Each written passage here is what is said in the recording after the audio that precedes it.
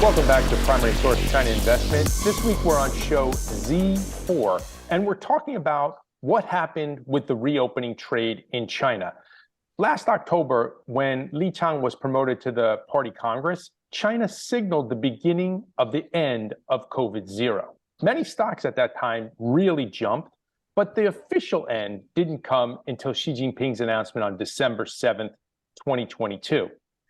That marked the formal end of zero COVID and the beginning of what we're calling the reopening trade.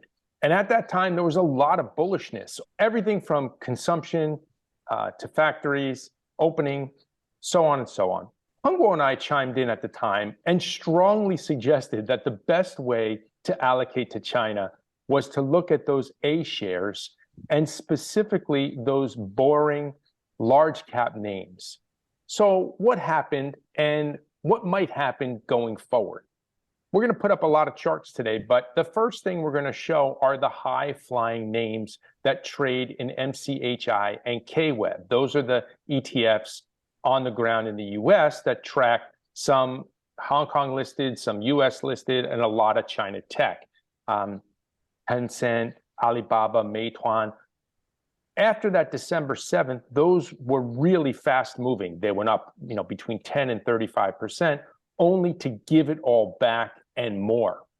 The broader market, the CSI 300, those names were up a lot less, but also came down a lot less. So the volatility on the large cap, it kind of makes sense, but you'll see in this chart, the volatility is much higher for those high-flying names. And KWEB is really taking it on the chin after that quick run-up on the reopening expectations. And Peng.guo and I have been bearish on these names for a variety of reasons, including regulatory and political. And we took some shrapnel when that ETF soared in the first few weeks of the year, but the pain is now real. Peng.guo, what do you think about these sort of three different ways to approach the China market and what's happened since the reopening? I think since the stock market is really reacted early than the real market, so people always put the expectation in there. It's a definitely great way if you want to bet the certain sectors or to guess or to bet what's the next step. So do you think people front ran the policy? I don't think people front ran the policy. It's more like the market itself have their own expectations. Mm-hmm. And also the whoever want to sell, they already sell. Whoever want to buy it, they want to buy. They already proactive start to buy it. And the market movement really pretty much accurate to reflect the policy. So after the policy get implement, and that's more like the confirmation. So people have the expectation. They also need to get it confirmed. Is that true or not true? If not get it confirmed, and probably back to the old track. Otherwise, that means the new change or new track will be come up. Yeah, I look at these names, the KWEB, the MCHI. Both of those are down from the December 7th, right? So they were up, 15 to 20%, and now they're actually down more than 15%. So KWEB is down 16.5%, and MCHI is down, 9.25%. But the A share, the ASHR, is down 6.8%, which is obviously outperformance. Yeah. I think I didn't watch KWEB very closely, but I can use the Shanghai Composite Index as an example. Like in the May 31st or as well as the November, is clearly formed two bottom in the weekly chart. So in China, always watch the weekly chart, never see the daily chart.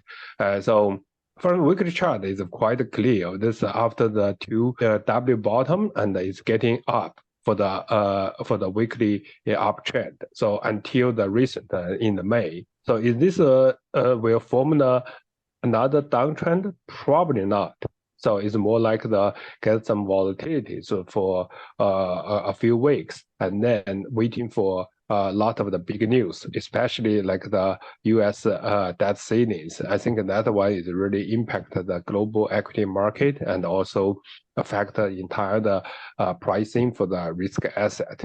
What was interesting to me is that you mentioned the Shanghai Composite, and the largest names, a lot of those big names are large SOEs in the Shanghai Composite. And if I pull that chart, I see that there's an SOE index, right? So this SOE index is the top performer of these large cap index, right? So CSI 300 down 6.5% or so. The large SOE index is actually up. I mean, it's up small, maybe 50 bips. But a lot of those big names are the names you and I have talked about a lot. China Merchants, Yangtze Power, CITIC Securities, ICBC, some of the high-speed rail names, a lot of big infrastructure, big SOEs that aren't really going anywhere. So those are the names that have really held their own despite the big volatility on some of the tech names.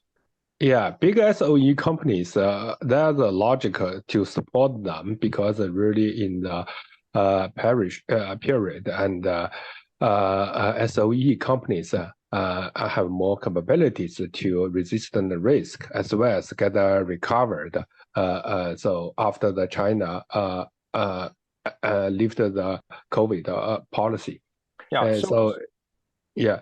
But overall, we can see like the CS 300 compare with Zhongzheng 500. Those are the two major indexes. It really represent the large cap and the small mid cap. It still looks like the mid and the small performance better than the CSI 300. That is a little bit of surprise. Even we see the bank, we see those SOE companies get bounced recently.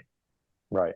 So let's turn our attention to going forward a little bit, right? At this point in the cycle, headwinds remain, right? After all of the great news, PMI is below 50, retail sales missed forecasts, industrial profits are down.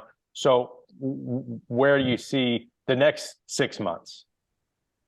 The next 6 months, I believe overall, the equity market is going to be bad. So it still have opportunities to getting up. So you say it won't be bad? Yeah, it is still good. Yeah, I think it's still good. So equity asset, because not bad, but not bad doesn't mean good. Because you have to select the right sectors. So, like if you select the information technology in this year, that would be great. So information technology, but A-share information technology, not the sort of proxy for that, which is the offshore stuff. That's exactly right. Yeah, because they have a totally different constitutions. Correct.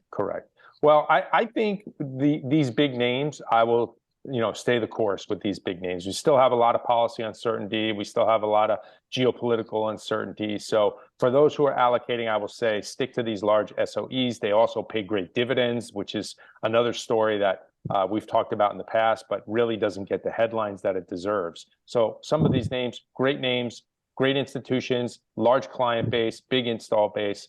These are the kind of names that I would be allocating to going forward. Yeah, I think you definitely mentioned a very important point, like the dividend, high dividend. They have China have the Shanghai and the Shenzhen dividend index. So those performance much better than this year. So I believe regular dividend is still very important for the valuation of the equity. Absolutely. Well, we're going to leave it there for show Z4. Enjoy the kickoff to the summer, and we'll see you soon. Thank you.